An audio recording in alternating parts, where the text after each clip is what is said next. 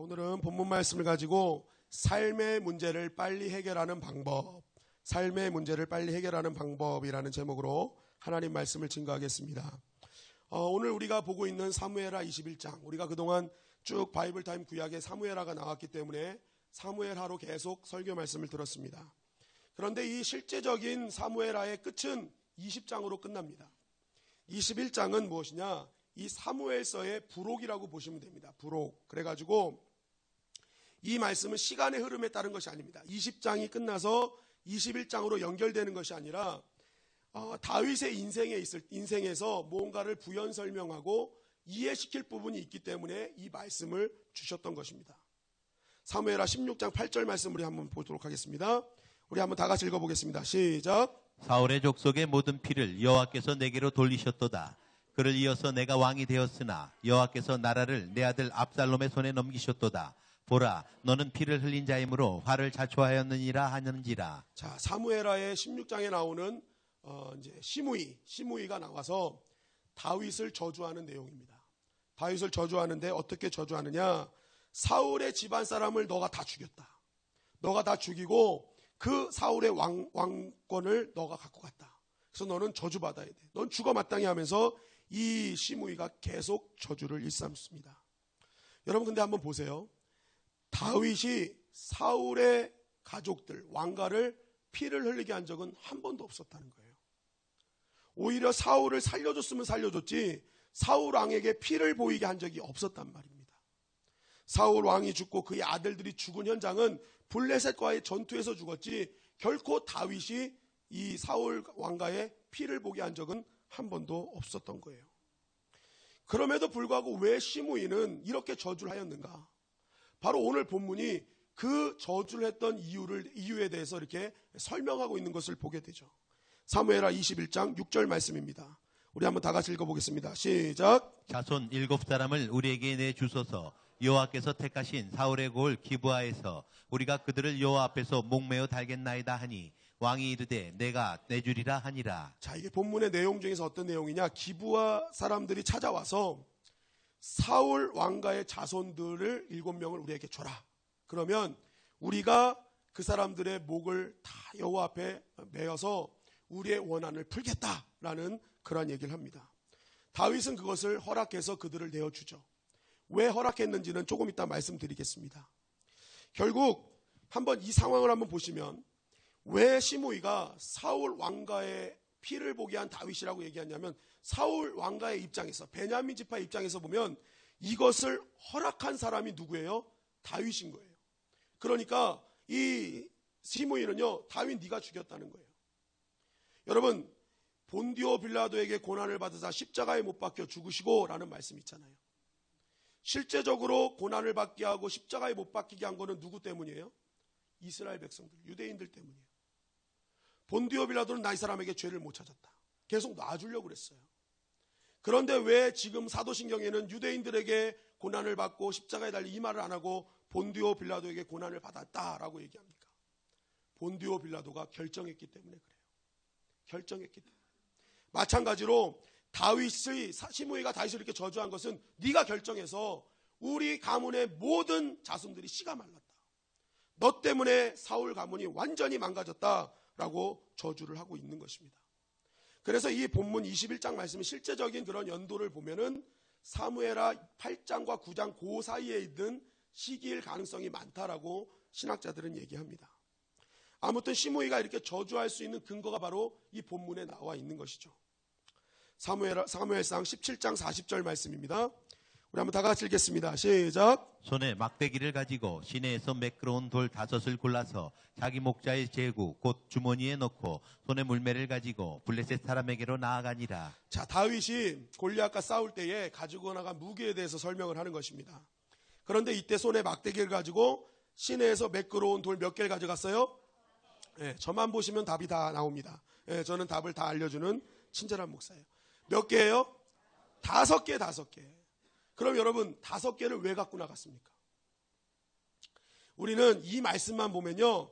자, 골리앗과 싸울 때에 내가 5개 딱 갖고 나가서 하나 던졌는데 잘못 던지면 또 하나 던지고 또 하나 던지고 또 하나 던지고 이렇게 해서 5번 정도 기회를 갖자라고 이 말씀만 보면 그렇게 생각할 수 있어요. 그런데 오늘 말씀 사무엘하 21장 22절 말씀은 이렇게 증거하고 있습니다. 다 같이 읽겠습니다. 시작. 이 네 사람 가드의 거인족의 소생이 다윗의 손과 그의 부하들의 손에 다 넘어졌더라. 자, 이 네 사람 가드의 거인족 소생이 다윗의 손과 그의 부하들 손에 다 넘어졌더라. 골리앗과 합치면은 이 거인족 장수가 몇 명 있었느냐? 5명이 있었습니다. 그러니까 블레셋과의 전쟁할 때는 이 5명이 항상 등장을 했어요. 그러니까 이 다윗이 딱 봤더니 5명 거인이 있는 거예요. 그래서 내가 딱 돌 5개 딱 갖고 가서 원샷 원킬인 거예요. 내가 믿음으로 던지면 다 죽는다. 여러분, 이 돌 5개도요 다윗의 믿음이 들어있었던 것입니다. 그냥 아니에요. 그냥 한 개 던져서 못 던지면 다시 던져, 그게 아니라 그건 우리 믿음. 안 될 것 같은데 그건 우리 믿음이고, 다윗의 믿음은 뭐예요? 5명? 그래, 그럼 원샷 원킬이야. 딱 5개 딱 들고 간 거예요. 그런데 이거 하나 딱 던졌는데 골리앗 죽으니까 4명이 다 도망갔던 거예요. 그래서 오늘 본문에 나오니까 이 4명을 이제 마지막 처리하는 이 본문을 이렇게 집어넣은 것입니다. 그러니까 우리가 성경을 볼 때 이해되지 않는 말씀이 있는데 그것을 이해시키기 위해서 들어간 부록이다라고 생각을 하시면 됩니다. 어쨌든 하나님께서 이렇게 이제 말씀을 주셨는데, 이 말씀에는 또한 하나님께서 오늘 우리에게 주시고자 하는 또 다른 메시지가 숨겨져 있다는 거예요.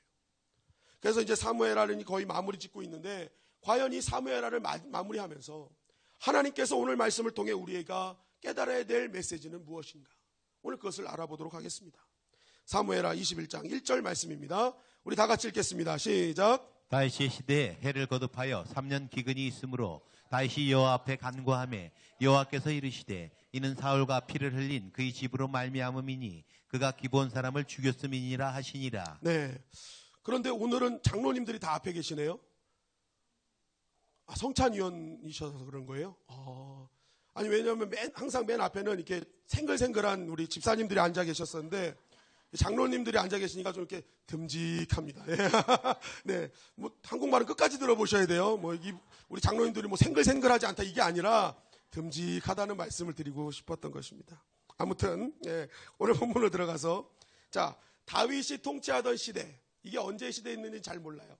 아무튼 그 사무엘하 8장 9장 사이에 있었던 그 시대입니다. 그 시대 때 뭐가 있었습니까? 3년 동안 계속된 기근이 있었다. 여러분, 유대인들은요, 재난이나 기근이 오면 이것은 분명한 하나님의 심판으로 보았습니다. 그 중에서 특히 기근은 이 생명과 직결된 물 문제였기 때문에 이것은 하나님의 엄청난 심판이다라는 그러한 생각을 갖고 있었습니다. 여러분, 한번 생각해 보세요. 사막지대인 팔레스타인 땅에 물이 3년 동안 생기지 않는 거예요. 거의 하나님은 그냥 죽어라라는 그런 의미와 다름이 없는 것이죠. 그러니까 이 3년 동안의 이 가뭄은요, 굉장한 고통이었고 아픔이었습니다. 그런데 이 3년이 지난 그때에 다윗이 어떻게 했다는 거예요? 하나님께 기도를 했다. 이 3년 때에 딱 되니까 다윗이 하나님께 무릎 꿇고, 하나님, 도대체 이 땅에 왜 이렇게 기근을 주십니까? 하나님, 이 땅을 왜 이렇게 아프게 하십니까? 왜 당신의 백성들을 이렇게 고통스럽게 하십니까? 라고 물었던 것입니다. 여러분, 그렇게 얘기를 하니까 이 하나님께서 이제 답을 주시는 거예요. 그거는 너의 문제가 아니라 사울 왕과의 문제가 있다. 사울 왕이 문제가 있다. 사울 왕이 문제가 있었는데 그게 뭐냐? 사울이 기브온 사람들을 너무 처참하게 죽였다라고 하나님께서 말씀해 주셨던 것입니다. 여러분, 우리는 여기서 우리의 삶의 문제를 빨리 해결할 수 있는 첫 번째 방법을 깨닫게 됩니다. 그것이 무엇입니까? 따라 하실까요? 될 수 있으면 빨리 하나님께 무릎 꿇어라. 될 수 있으면 빨리 하나님께 무릎 꿇을 때에 문제가 해결될 줄 믿습니다. 자, 여러분 보세요. 이스라엘 백성들은요, 재난과 기근이 오면 하나님의 심판이라고 여겼어요. 그러면 지금 기근이 계속 되고 있습니다. 하루가 지나고 이틀이 지나고 열흘이 지나고 한 달이 지나고 두 달이 지나고 1년이 지났어요. 그러면 본인들이 이거 기근과 재난은 하나님이 주시는 거면, 재앙이라면 빨리 하나님께 엎드려야지, 빨리 하나님께 내가 물어봐야지 하고 엎드려야 되는데 3년이 지나도록 아무도 엎드리지 않는 거예요. 그러니까 이 상황을 보고 다윗이 그나마 다윗이 왕이었기 다 다행인 거예요. 이 상황을 보고 다윗이 어떡합니까? 하나님 앞에 간구하기 시작한 거예요. 하나님 어떻게 된 것입니까? 하나님 왜 이런 일이 벌어진 것입니까? 그러니까 하나님이 답을 주신 거 아닙니까? 만약에 다윗이 엎드리지 않았다면 이것이 4년이 되고 5년이 되고 6년이 될지 아무도 모르는 거예요. 엎드린 사람이 있으니까 답을 얻게 돼서 문제가 해결되게 된 줄 믿습니다. 여러분, 현명한 사람, 현명한 신앙의 사람은 누군지 아십니까? 그것은 아주 약간의 어려움이 오더라도 재빨리 하나님께 무릎 꿇을 수 있는 사람, 그 사람이 진정한 현명한 신앙의 사람이라는 것입니다. 그런데 우리는 어느 정도 신앙생활을 좀 하다 보면 1년이 되고 2년이 되고 10년이 되고 20년이 지나고 나면 웬만한 문제는 그냥 내가 해결하려고 해요. 작은 문제는 이것까지 하나님께 구하는 거 이거 좀 너무 간 거다. 그러니까 내가 할 수 있는 방법을 찾아서 그냥 빨리 해결하자라고 해결하는 사람들이 너무나 많다는 것입니다. 그러나 하나님은 그런 거 원치 않는다는 거예요. 하나님은 아무리 작은 문제일지라도 무엇이든지 기도하는 그 한 사람을 하나님은 오늘도 찾고 계시는 줄 믿습니다. 요한복음 15장 7절에 보니까 이렇게 말씀하고 있어요.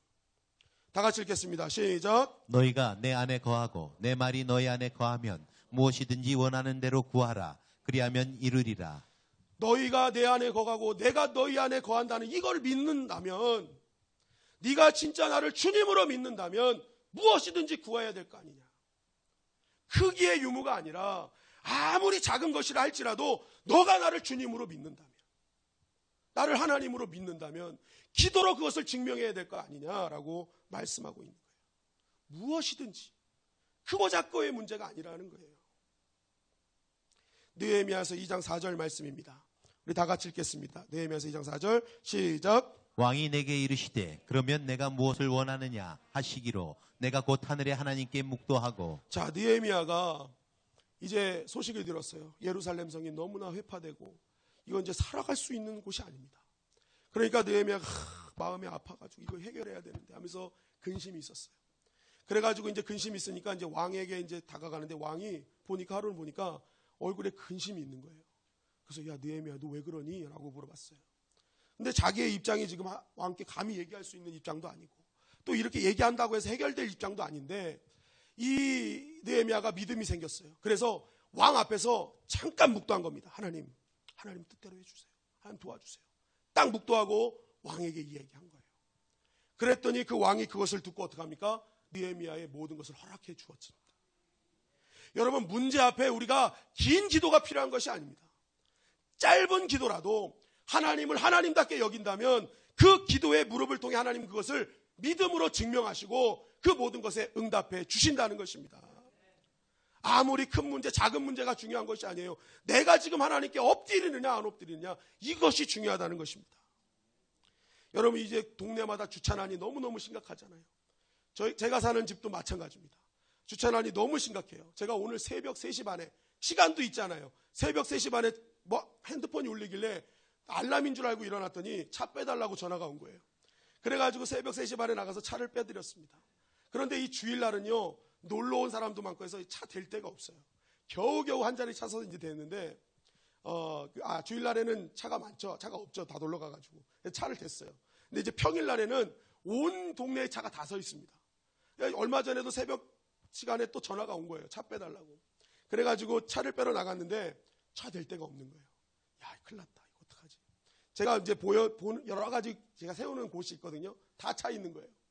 그런데 갑자기 불현듯 생각지도 않았던 늘 항상 고정된 차가 서 있는 그 자리가 갑자기 생각나는 거예요. 그래가지고 하나님 그 자리 비워주세요. 하나님 그 자리 세우게 해주세요. 하고 기도하고 삥 돌아서 그 자리에 갔더니 어떤 일이 벌어졌을까요? 진짜 차가 없는 거예요. 차가 없는 거예요. 이야, 어떻게 이런 일이 있을 수 있지? 어떻게 이 자리는 항상 차가 서 있는 건데 어떻게 이럴 수 있지? 너무너무 행복한 거예요. 그래서 차를 탁 세워놓고 집에 들어가서 기분 좋게 자다가 이제 새벽 예배 끝나고 이제 둘째 아이 6학년 아이를 이제 학교에다 데려다 주는데 이 아이가 이제 그 자기들이 같이 왔어요.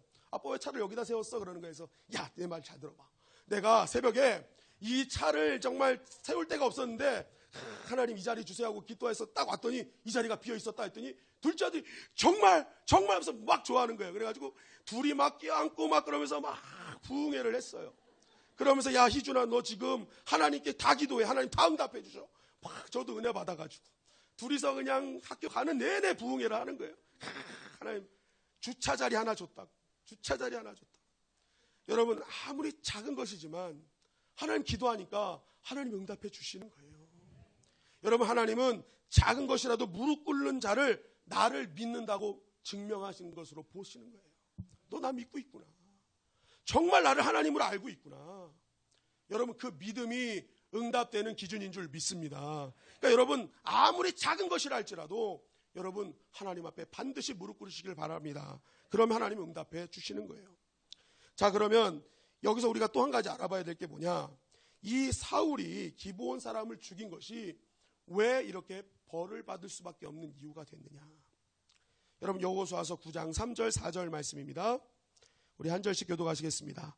기브온 주민들이 여호수아가 여리고와 아이에 행한 일을 듣고 꾀를 내어 사신의 모양을 꾸미되 헤어진 전대와 헤어지고 찢어져서 기운 가죽 포도주 부대를 나기 싫고. 자, 이 여호수아가 이제 가나안 땅을 정복하는 그 장면이에요.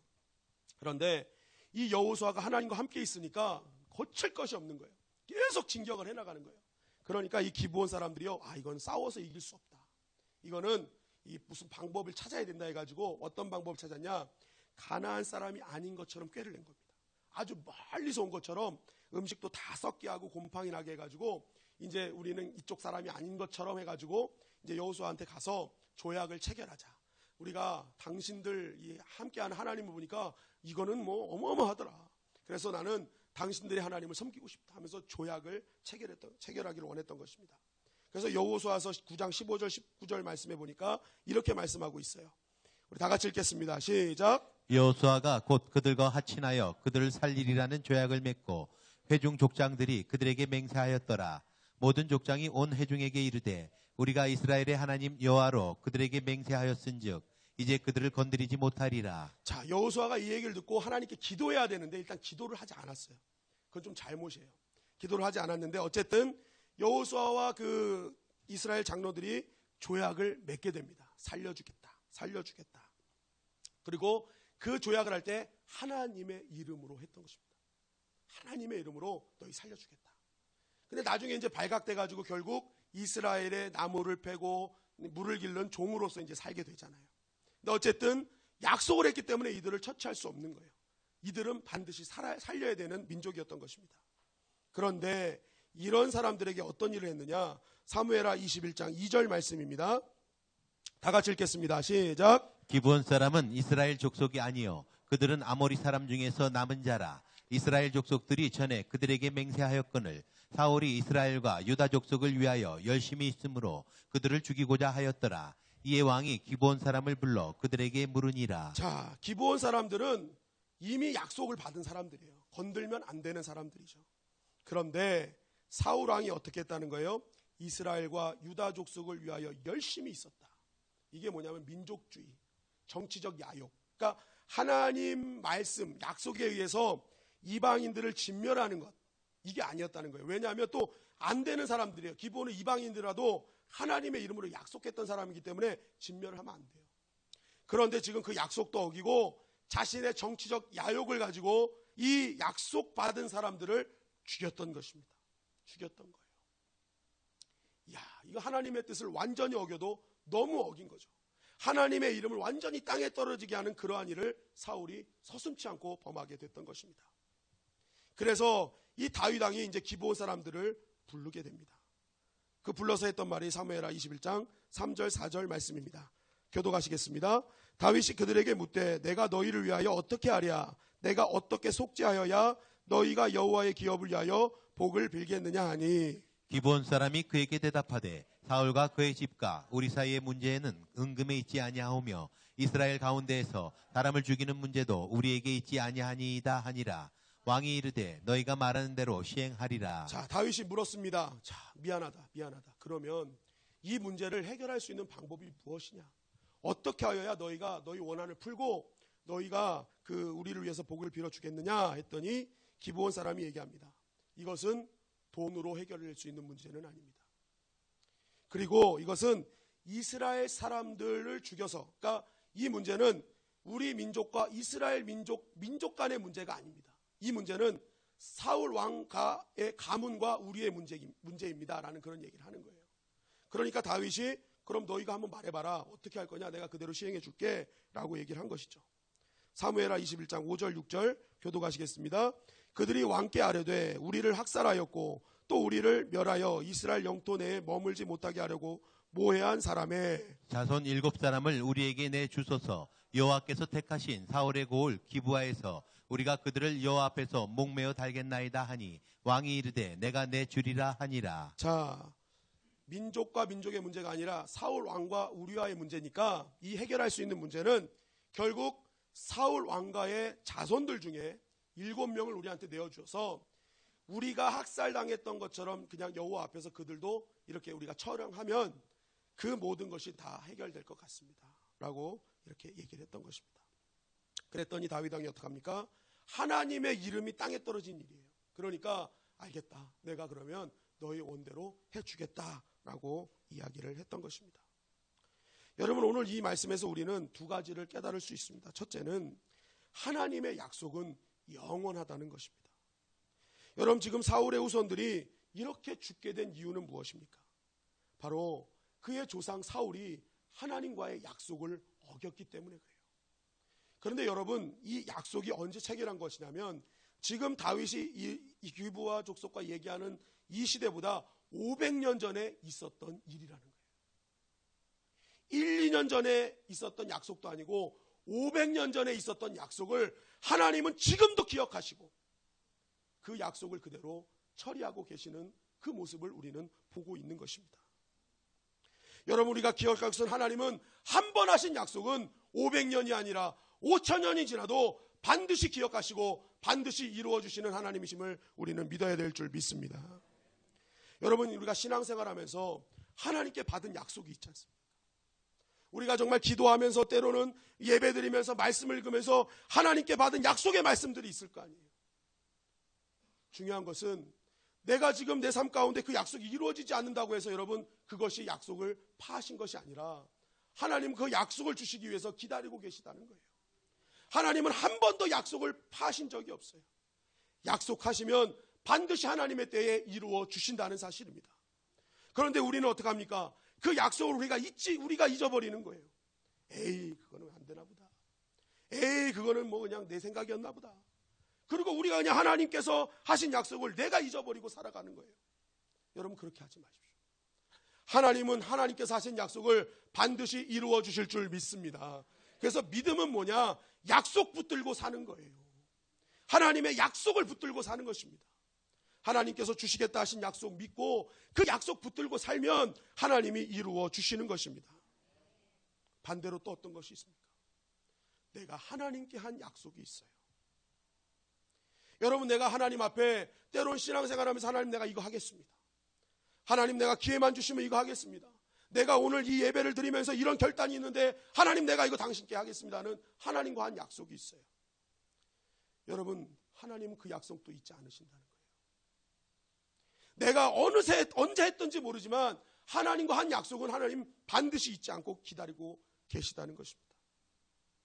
그것은 물질뿐만이 아니라 여러분들의 삶 속에서 내가 무엇으로 헌신하겠습니다. 내가 정말 예배는 빠지지 않겠습니다. 하나님, 내가 기도의 자리는 빠지지 않겠습니다 하는 그런 약속들이 있잖아요. 그런데 어느 순간 그 약속도 다 잊어버린 채 내 마음대로 살아가고 있지는 않습니까? 여러분, 약속 지키지 않으면 약속 지키지 않은 대로 하나님 역사하시고, 약속을 지키면 약속을 지키는 대로 하나님은 역사해 주신다는 사실을 여러분 꼭 기억하시기 바랍니다. 그것이 500년이 지나고 5000년이 지나도 영원하신 하나님이시기 때문에 그 하나님은 변치 않게 약속대로 움직이시는 하나님이시라는 거예요. 여러분, 그래서 구약과 신약 아닙니까? 그죠? 구약, 신약, 옛 약속, 새 약속. 여러분, 구약과 신약 먹으면 건강하게 될 줄 믿습니다. 제대로 된 약이에요, 이것이. 다른 약이 필요 없어요. 구약, 신약이에요, 구약, 신약. 또 무엇이 있습니까? 조상들의 잘못을 후손들이 감당하게 되었다는 것이죠. 출애굽기 34장 7절 말씀입니다. 우리 다 같이 읽어볼까요? 시작. 인자를 천대까지 베풀며 악과 과실과 죄를 용서하리라. 그러나 벌을 면제하지는 아니하고 아버지의 악행을 자손 3, 4대까지 보응하리라. 자, 뭐라고 말씀하십니까? 1000대까지 은혜는 베풀어 주겠다. 여러분 엄청난 은혜죠. 그런데 악을 행하면 뭐 어떻게 했어요? 3, 4대까지 보응하겠다. 여러분 3, 4대요. 이거 계속 저주 내리잖아요. 2대도 안 가서 다 그 가문은 없어져 버립니다. 3, 4대는 아예 없애버리겠다는 그런 뜻이나 다름없죠. 결국 이것은 뭐예요? 저주의 상속이라는 거예요. 저주의 상속. 지금 하나님은 말씀대로 약속을 성취하고 있는 거예요. 사울의 악행을 내가 3, 4대까지 그의 아들과 손자까지 계속 보응하고 있는 거거든요. 여러분 우리가 기억할 것은 지금 나 한 사람의 신앙은요. 나 한 사람의 신앙, 나 한 사람으로 끝나는 것이 아닙니다. 내가 어떻게 믿고 어떻게 행하느냐에 따라서 나의 자녀와 손자와 나의 모든 자녀들에게 영향을 미치게 되어 있다는 것입니다. 내가 지금 잘해야 되는 거예요. 여러분 유대인들은요 무슨 잘한 일이 있거나 잘못한 일이 있을 때 꼭 물어보는 게 뭐냐면 네 아버지가 누구시노 물어봐요. 네 아버지가 누구시노.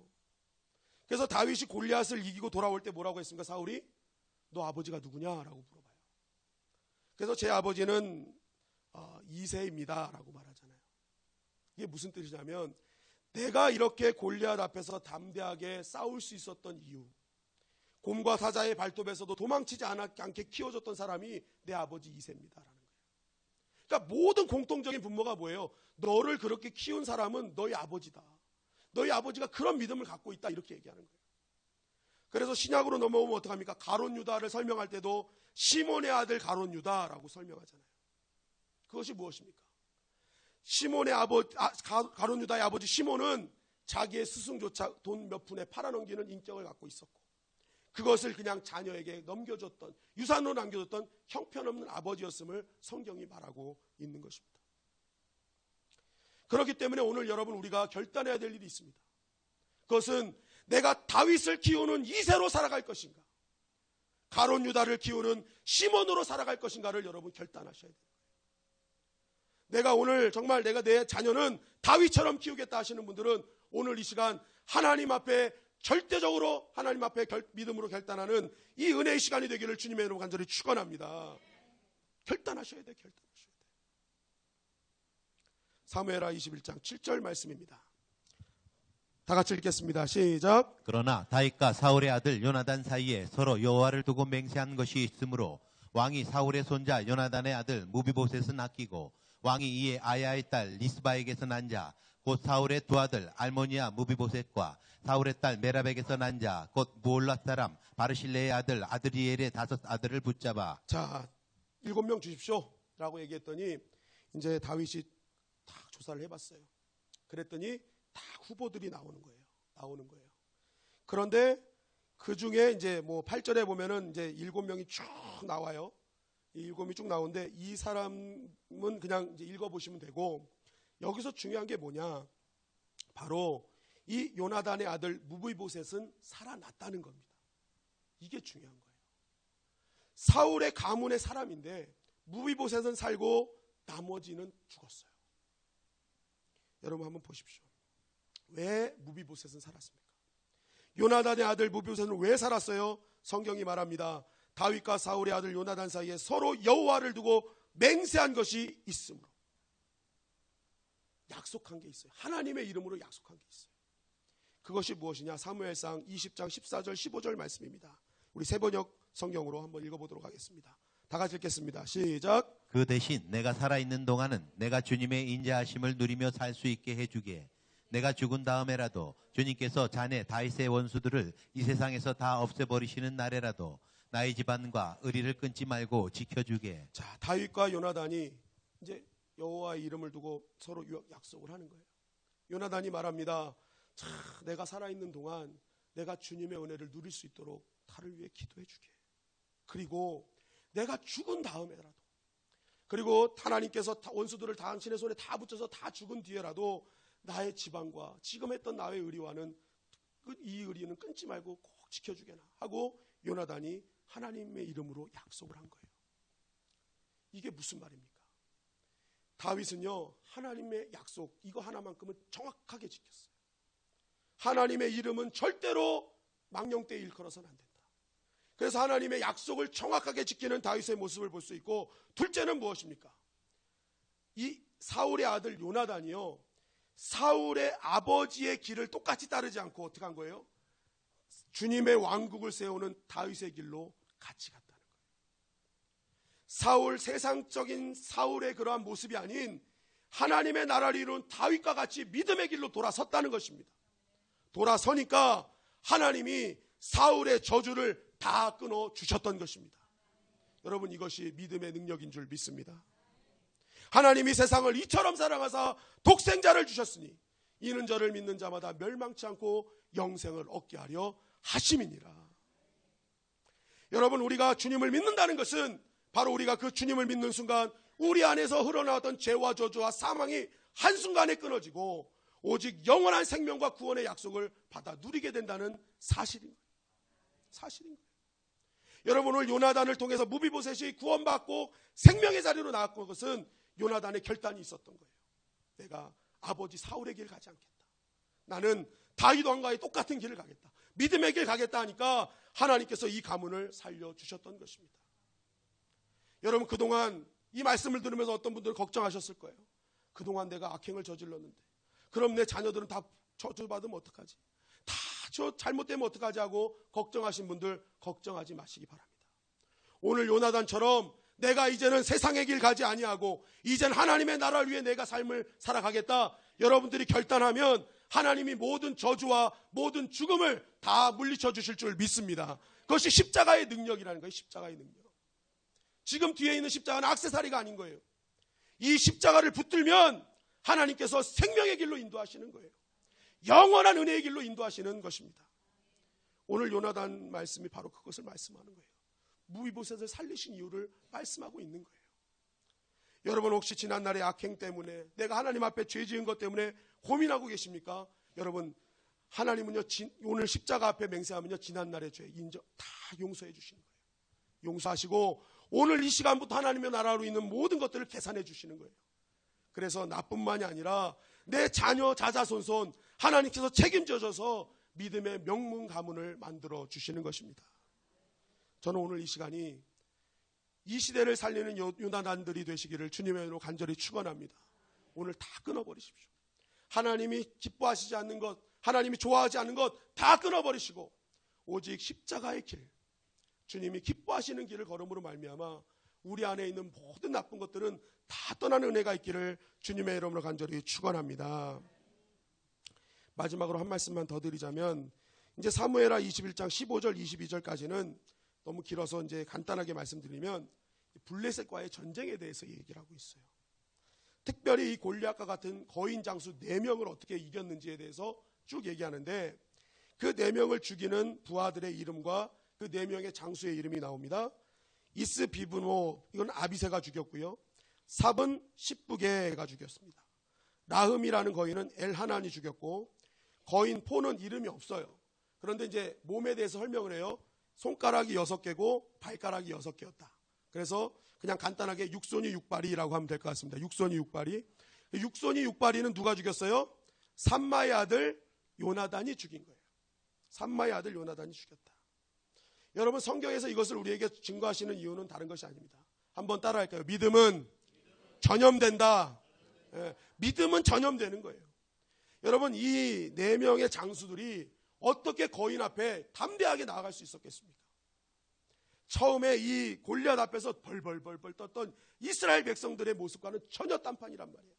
그 이유는 다른 것이 아닙니다. 다윗이 믿음으로 골리앗 앞에 서서 여호와의 이름을 가지고 이겼더니 나머지 장수들이 그렇구나, 믿음으로 서면 이길 수 있구나라는 것을 깨닫게 되었던 것입니다. 그러니까 어떤 고난과 어떤 아픔 속에서 두려워하지 않고 염려하지 않고 담대하게 문제 앞에 설 수 있었던 거예요. 여러분, 저는 우리 주님의 영광교회가 두려움과 염려를 전염시키는 교회가 아니라 믿음을 전염시키는 교회가 되기를 주님의 이름으로 간절히 축원합니다. 여러분, 우리 교회는요, 아주 신실한 아주 2세대들이 잘하고 있어요. 저 뒤에 보세요. 저 이쁜 애들 저 보세요. 쟤네들이 다 이제 잘하면서요, 뭘 보겠습니까? 쟤네들이 뭘 보겠어요? 다른 거 보는 거 아니에요. 이 교회를 다니면서 이 교회 어른들을 이렇게 봤어요. 그랬더니 맨날 어떤 어른은 가가지고 또 오늘 또 이거 문제 어떻게 해결해? 아유 이거 어떻게 해결해? 내 문제 좀 어떻게 해결해 주세요. 막 염려하고 고민하는 모습 보면 신앙은 믿음이 별거 아니구나. 문제가 있으면 그냥 저렇게 울기만 하는구나. 염려만 하는구나. 이런 거 배우는 거예요. 그런데 어떤 분은 탁 이래서 걱정하지 마. 하나님이 계시니까 하나님께서 해결해 주실 거야. 나는 그 하나님을 믿어. 어떤 골리앗과 같은 문제도 하나님 믿으면 반드시 쓰러질 거야.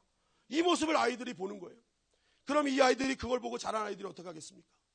나중에 커서 어른의 위치에 있을 때 어떤 문제 앞에서도 넘어지지 않는 것입니다.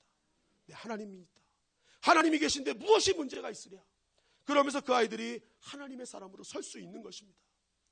여러분들 한 사람이 오늘부터 믿음을 전염시키기를 주님의 이름으로 간절히 축원합니다.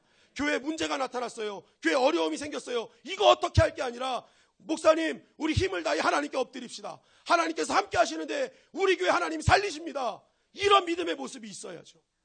언제까지 염려하고 두려워하면서 이 문제가 언제 해결될 것인지 끙끙 맺고 살아갈 것입니까? 그건 믿음이 아니라는 거예요. 교회에 문제가 있습니까? 가정에 문제가 있습니까? 믿음을 전염시키십시오. 아들아 걱정하지 마라. 하나님이 우리를 살리신다. 이런 믿음이 있을 때 그 가정 하나님이 살려주실 줄 믿습니다. 둘째는요, 연합의 힘이에요. 연합의 힘. 여러분 골리앗을 쓰러질 때 5명이 같이 있었어요. 그럼에도 불구하고 하나님은 그때 다 처리하지 않고 지금 다윗의 부하들을 통해서 이 사람들을 다 죽였습니다. 그게 무엇일까요? 하나님은 다윗에게 가르쳐 주신 거예요. 하나님의 나라는 다윗 너 혼자만으로 세우는 것이 아니다. 너와 함께 있는 주변에 있는 너의 그런 장수들과 너에게 붙여준 동역자들과 세우는 것이 하나님의 나라임을 말씀하고 있는 것입니다. 여러분 교회가 하나님의 나라답게 세우는 방법, 가정이 하나님의 나라답게 세워지는 방법, 여러분들의 사업장과 직장이 하나님께 세워지는 방법은 독보적인 한 사람의 능력으로 되는 것이 아니라 믿음을 가진 성도들이 힘을 합쳐서 각자의 적들과 싸워서 이길 때 그것이 하나님의 나라가 되어지는 것입니다.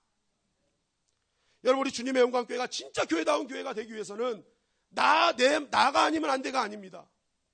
아무리 작은 문제라 할지라도 모든 사람들이 그거 나도 하겠습니다. 나도 좀 하겠습니다 하는 서로의 연합이 이루어질 때에, 합력하는 것이 이루어질 때에 하나님의 나라가 이루어지는 것입니다. 로마서 8장 28절 롬팔 28 한번 다 같이 읽겠습니다. 시작. 우리가 알거니와 하나님을 사랑하는 자 곧 그의 뜻대로 부르심을 입은 자들에게는 모든 것이 합력하여 선을 이루느니라. 우리가 알거니와 하나님을 사랑하는 자들, 여러분 하나님 사랑하십니까? 하나님 사랑하세요? 그의 뜻대로 부르심을 받은 것을 믿으십니까? 그럼 그런 사람들 어떻게 하라는 거예요? 모든 것을 합력하라는 것입니다. 그래야 선이 이루어지는 거예요. 뒷짐지고 서가지고 누가 하겠지, 제가 하겠지, 이 부서가 하겠지, 저 부서가 하겠지, 그거 안 된단 말이에요. 누구든지 내가 나가서 내가 하겠습니다라는 믿음이 있어야 된다는 거예요. 그럴 때 하나님의 나라가 이루어진다는 것입니다. 저는 우리 주님의 영광교회가 아주 작은 것이라도 합력하는 교회가 되기를 주님의 이름을 간절히 축원합니다. 누가 하겠지가 아니라 내가 하겠습니다. 나도 하겠습니다. 여러분 그러한 사람들이 모이는 교회가 될 때에 모든 문제 다 해결되고 우리 주님의 영광교회는 하나님이 기뻐하시는 하나님의 나라가 되어질 줄 믿습니다. 여러분 삶의 문제를 빨리 해결하는 방법은 첫째는 아주 작은 문제라도 바로 하나님께 엎드려 기도하는 것입니다. 둘째는 하나님은 어떤 약속도 다 기억하시기 때문에 하나님께 받은 약속이 있다면 절대로 포기하지 말고 또 내가 지켜야 할 약속이 있으면 빨리 그것을 해결해 나가는 그러한 믿음의 모습이 있어야 돼요. 그리고 연합하면 능치 못할 일이 없음을 믿고 내가 연합하는 자가 되게 하여 주시옵소서. 그래서 여러분들 개인의 문제가 해결되고 교회의 문제가 해결되고 삶의 여러 가지 문제가 바로 해결되는 그 은혜가 넘치기를 주님의 이름으로 간절히 축원합니다.